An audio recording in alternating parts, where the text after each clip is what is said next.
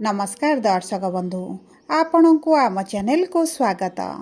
पवित्र त्रिवेणी अमावास्या बा माघ मासर अमावास्यार हार्दिक अभिनंदन एवं शुभेच्छा जणाई आजिर कार्यक्रमटी को आरंभ करिबा।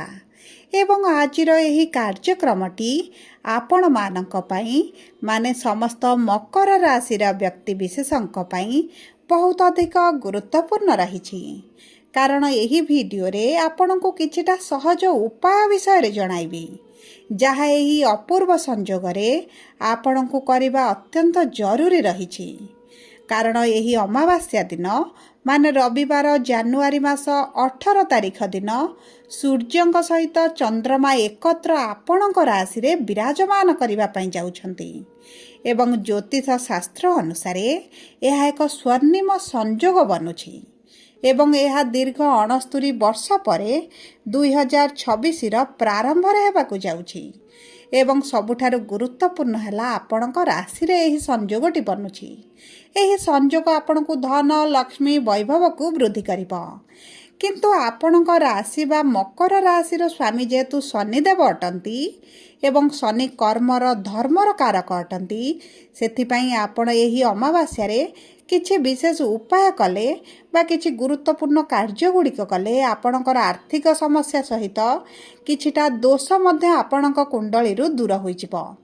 सेथिपई समस्त मकर राशिर व्यक्ति माने आपण एही भिडियोटी को शेष पर्यंत देखंतु एवं आपणक नक्षत्र अनुसार कौन करबाकू हेबो एही त्रिवेणी अमावास्या दिन माने एही जानुआरी मास 18 तारिख रविवार दिन यह आपण को एही वीडियो रे विस्तृत भाव में जणाइबी। किंतु वीडियोटी आरंभ करने पूर्वरु जदि आपणकर भी मकर राशि होइथाए एवं आपण भी ईश्वर को आंतरिक भक्ति एवं विश्वास करती तेबे वीडियोटी को लाइक करंतु। कमेंट बॉक्स रे जय जगन्नाथ जय माँ लक्ष्मी अवश्य लिखि दियंतु। ता सहित आम सह जोगाजोग करिबा पई वीडियोर मध्य भाग रे एक व्हाट्सएप नंबर टी दिया जाइछि। जो नंबर साहाय्य आपण आम सह जोगाजोग करी निजर नूतन कुंडली प्रस्तुत करि परिबे, कुंडली विश्लेषण कराई परिबे किंबा आपणकर चाकरी विवाह व्यवसाय प्रेम संपर्क शिक्षा स्वास्थ्य को नहीं किछि समस्या रही तार सहजरे एवं स्वल्प मूल्य रे समाधान करि परिबे। सेथिपई आपण आम सह वीडियोर शेष पर्यंत जोड़ी होई रुहंतु एवं व्हाट्सएप नंबर माध्यम रे आम सह जोगाजोग करी निज समस्यार समाधान करंतु।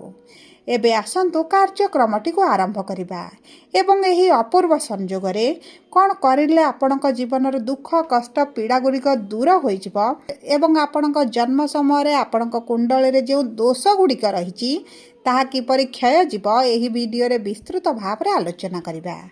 देखंतु दर्शक बंधु मकर राशिर 3टी नक्षत्र रहिथाए एवं नक्षत्र अनुଯାୟୀ नक्षत्रंकर स्वामी माने मध्य अलग अलग होइथांती। सर्वप्रथम नक्षत्र होची उत्तराषाढ़ा मकर बा 21/10 मकर राशि एवं एही नक्षत्रर नक्षत्राधिपति हेउचंती सूर्य। द्वितीय हेउची श्रवणा मकर बा 22/10 मकर राशि एवं आपणकर नक्षत्राधिपति हेउचंती चंद्रमा एवं तृतीयटी हेउची धनिष्ठा मकर बा 23/10 मकर राशि एवं एही नक्षत्रर नक्षत्राधिपति हेउचंती मंगल। तेणुक 3टी जाकर नक्षत्राधिपति अलग अलग होइथिबारु आपणक जीवन रे मध्य अलग प्रभाव पड़िबा सहित अलग अलग प्रतिकार मध्य करिबा पई पड़िबो।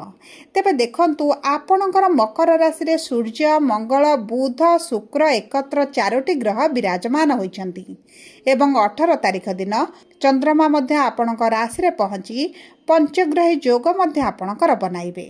जो कारणरू आपणकर स्वास्थ्य रे आपणक वैवाहिक संपर्क रे आपणक क्यारियर रे बहुत बड़ा प्रभाव पड़िबो।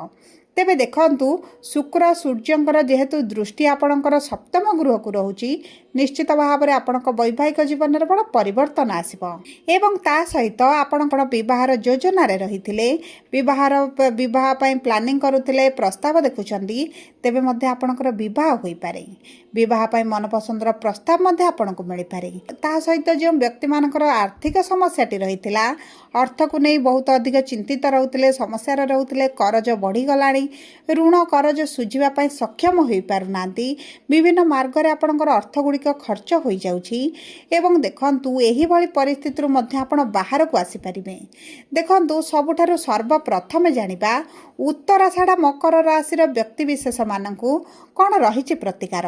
देखंतु सूर्य जेहेतु आपणक प्रथम गृह अछंती एवं आपणकर राशि विराजमान करिसेंती एही मौनी अमावास्या बा एही त्रिवेणी अमावास्या दिन आपण स्नान जल रे गंगा जल किछि मिसाई स्नान करंतु एवं स्नान परे आपणकर सूर्य को जल अर्पण करने सहित पानी रे आपण किछि कला तिल कला राशि मिसाई पितृपुरुष नाम रे आपण जलटी को अर्पण करंतु। आपणकर इष्ट देवता को स्मरण करी सूर्य को 7 थर जल अर्पण करंतु जहा फल रे आपणक कुंडली रे जदि पितृदोष किंबा पितृ संबंधित किछि दोष रहिछि ताहा मध्ये आपणकर दूर होई जिवो।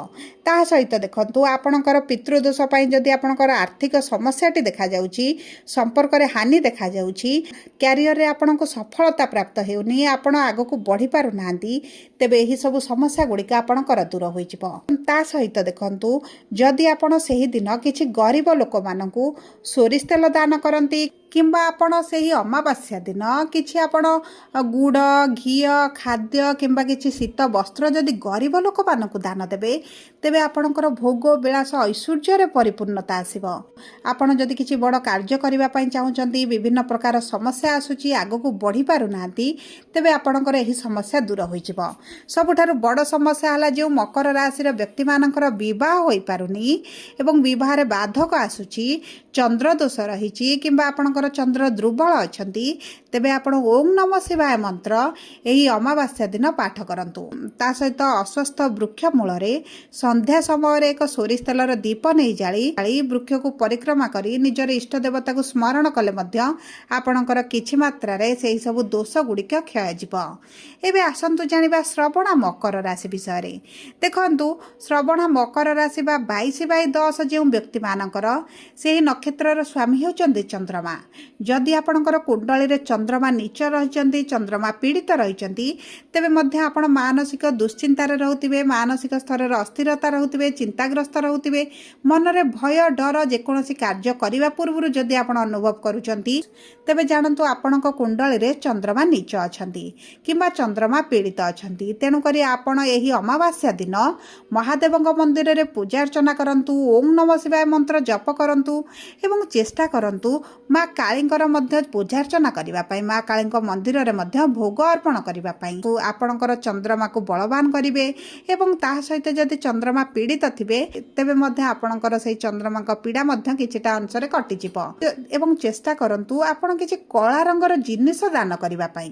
विशेष भाव रे आपणकर जेतु मकर राशि एवं शनिदेव आपणकर राशि रो स्वामी तेणु करी कला शीत वस्त्र किंबा कला रंगर जेकोसी जिनिस जदि आपण दान करि दियंती आपनको अति उत्तम फल प्राप्त हेबो। एवं देखंतु ता सहित आपणकर पानी रे गछि गंगा जल मिसाई स्नान करिवा पई भूलंतु नाही एहा आपणकर ऊर्जा को मध्य परिवर्तन कराइबो। एबे आसंतु जानिबा धनिष्ठा मकर राशि बा 23/10 मकर राशि रे व्यक्ति विशेषंकर नक्षत्र अधिपति होचंदी मंगल एवं मंगल मध्य आपणक प्रथम गृह रे विराजमान करिसंती। मौनी अमावास्या बा एही त्रिवेणी अमावास्या रा अपराह्न 4:41 रु चंद्रमा आपणकर मकर राशि रे प्रवेश करिवे एवं जनवरी 20 तारिख 1:15 पर्यंत आपणकर चंद्रमा मकर राशि रे रही आपणक ऊपर अधिक प्रभाव पकाइबे। तेणु करी आपण जदि एही समय मध्य रे किछि दान करंती धर्म करंती किंबा मंदिर आगे जो गरीब लोक भिकारी लोक बसी थांती सेमानकु जदि आपण किछि अर्थ दान करंती खाद्य दान करंती आपणक पई बहुत अधिक शुभदायक रहइबो। एवं चेष्टा करंतु आपण गो सेवा करिबा पई गाई मानकु किछि खाद्य देबा पई मांकड़ मानकु किछि नाली रंगर खाद्य दियंतु मसूर डाली दान करंतु एवं चेष्टा करंतु गाई को गुड़ सहित रुटी मिसाई एही अमावास्या दिन दान करिबा पई यह आपनकु बहुत अधिक शुभ फल प्रदान करिबो। जदि आपनक कुंडली रे पितृ दोष रहिछि श्रापित दोष रहिछि ग्रहण दोष रहिछि तेबे मध्य आपण गृह रे पूजा करि पारंती एवं किछिटा खाद्य बनाई मध्य आ गरीब लोकंको दान करिले आपणक पई बहुत अधिक शुभदायक रहिबो। ଦେଖନ୍ତୁ ଏହି ଅମାବାସ୍ୟାଟି ଆପଣଙ୍କର ଦୀର୍ଘ 69 ବର୍ଷ ପରେ ପଡ଼ିଛି ଏବଂ ଚନ୍ଦ୍ରମା ସୂର୍ଯ୍ୟ ମକର ରାଶିରେ ଆପଣଙ୍କ ରାଶିରେ ଏକତ୍ର ହେଉଛନ୍ତି।